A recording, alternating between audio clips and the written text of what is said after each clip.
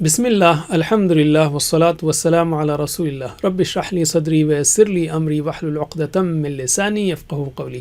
ناظرین السلام علیکم ورحمۃ اللہ وبرکاتہ۔ سیرت النبی صلی اللہ علیہ وسلم انگلیوں پر اہم واقعات کو یاد رکھیے آسان طریقے سے 5 منٹ سیریز میں۔ سبق نمبر 19 جس میں ہم لیں گے چوتھا سال مدنی دور کا۔ تو ہم لیتے ہیں پہلا حصہ رجیع کا حادثہ۔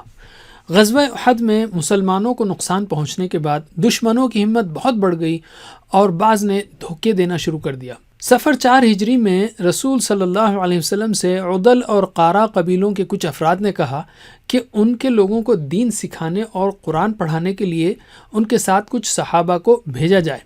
آپ نے 10 صحابہ کو ان کے ساتھ روانہ فرمایا۔ یہ لوگ رجیع نامی ایک چشمے پر پہنچے۔ عدل اور قارا والوں نے دھوکہ دیا۔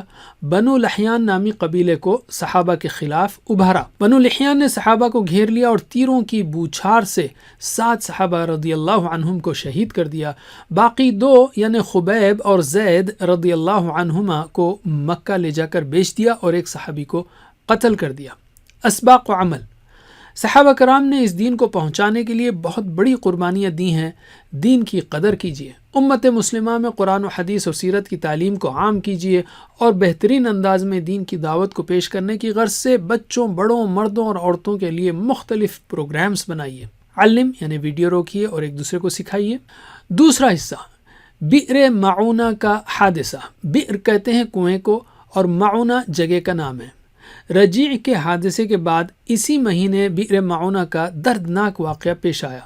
عامر بن مالک نامی شخص کی درخواست پر نبی کریم صلی اللہ علیہ وسلم نے دعوت دین کے لیے قرآن کو پڑھنے پڑھانے والے 70 صحابہ کو اہل نجد کی طرف روانہ کیا۔ بئر معونہ پہنچنے کے بعد ایک صحابی حرام بن ملحان رضی اللہ عنہ رسول اللہ صلی اللہ علیہ وسلم کا خط لے کر عامر بن طفیل کے پاس گئے، مگر اس نے کسی کو اشارہ کیا تو حرام رضی اللہ عنہ کو پیچھے سے نیزہ مار کر شہید کر دیا گیا۔ مرتے وقت انہوں نے فرمایا، اللہ اکبر، رب کعبہ کی قسم، میں کامیاب ہو گیا۔ اس کے بعد بقیہ صحابہ کو گھیر لیا گیا۔ صحابہ کرام نے بھی اپنے دفاع میں لڑائی کی۔ صحابی کے علاوہ سب شہید ہو گئے۔ یہ صحابہ دھوکے سے شہید کیے گئے تھے، اس لیے حادثہ بہت زیادہ تکلیف دہ تھا۔ ان غدار قاتلوں کے خلاف آپ صلی اللہ علیہ وسلم نے تقریباً 1 مہینے تک نماز فجر میں بد دعا کی۔ اسباق و عمل۔ حرام رضی اللہ عنہ کے موت کے وقت کے کلمات بتاتے ہیں کہ صحابہ رضی اللہ عنہم کا ایمان کتنا عظیم تھا۔ دین کی دعوت میں مشکلات آ سکتی ہیں، یہ دراصل اللہ کی طرف سے امتحان ہے۔ ظالموں کے خلاف نماز فجر میں بد دعا کی جا سکتی ہے۔ اب ہم لیتے ہیں تیسرا حصہ، بنو نضیر کی جلاوطنی۔ بنو نضیر مدینے میں آباد ایک یہودی قبیلہ تھا اور مسلمانوں سے ان کا معاہدہ تھا۔ نبی کریم صلی اللہ علیہ وسلم چند صحابہ کے ساتھ ان کے پاس 2 مقتولین کی دیت کے بارے میں بات چیت کے لیے گئے۔ آپ ایک دیوار سے ٹیک لگا کر بیٹھ گئے۔ یہود نے سازش کی کہ آپ کے اوپر چکی کا پتھر گرا کر آپ کو کچل دیا جائے۔ جبریل علیہ السلام نے آپ صلی اللہ علیہ وسلم کو خبر دے دی تو آپ وہاں سے نکل آئے۔ چونکہ یہ خطرناک قسم کی سازش تھی، اس لیے آپ نے بنو نذیر کو 10 دن میں مدینہ خالی کرنے کا حکم دیا۔ بنو نضیر نے نہیں مانا تو صحابہ نے ان کا گھیراؤ کر لیا۔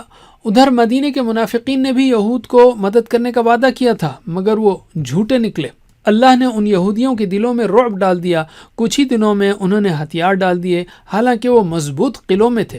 رسول اللہ صلی اللہ علیہ وسلم نے فرمایا کہ وہ اسلحہ کے سوا باقی جتنا ساز و سامان اونٹوں پر لاد سکتے ہوں لے کر چلے جائیں۔ یہ لوگ مدینے سے خیبر اور شام کی طرف روانہ ہو گئے۔ اسباق و عمل۔ آپس میں طے ہونے والے معاہدے پر عمل کرنا ہر کسی کی ذمہ داری ہے۔ اصل مدد اللہ کی مدد ہے، اس کے سامنے کوئی قلعے یا ہتھیار فائدہ نہیں دے سکتے۔ یہود کی جانب سے ہونے والی بغاوت اور سازش کے باوجود رسول اللہ صلی اللہ علیہ وسلم نے ان کے ساتھ نرمی کا معاملہ کرتے ہوئے انہیں مدینہ سے باہر کر دیا۔ علم۔ اب ہم لیتے ہیں قرآن کو۔ پہلے دور میں 14 صورتیں نازل ہوئیں، یعنی 5 سالوں میں تقریباً 8 پاروں کے برابر۔ 1 سے 5 اور 28ویں پارے کو یاد رکھیے۔ اور اس دور میں 4 ہجری میں النساء، الحدید اور الحشر نازل ہوئیں۔ ان صورتوں کو سمجھ کر پڑھیے تاکہ اندازہ ہو کہ ان حالات میں اللہ کی جانب سے کس طرح کی ہدایت دی گئی تھی۔ حدیث۔ آپ صلی اللہ علیہ وسلم نے ہمارے تزکیے یعنی زندگی کو پاک صاف کرنے کے لیے اور اچھائیوں کو بڑھانے کے لیے ہزاروں نصیحتیں کی ہیں۔ یہ بہترین خزانہ ہیں ہماری دنیا و آخرت کی ترقی کا، اس لیے روزانہ حدیث ضرور پڑھیے۔ تو اب ہم اعادہ کرتے ہیں، ہم نے مدنی زندگی کے چوتھے سال کے 3 اہم موضوعات سیکھے، تو دائیں ہاتھ کی چوتھی انگلی پر ان کی مشق کیجیے۔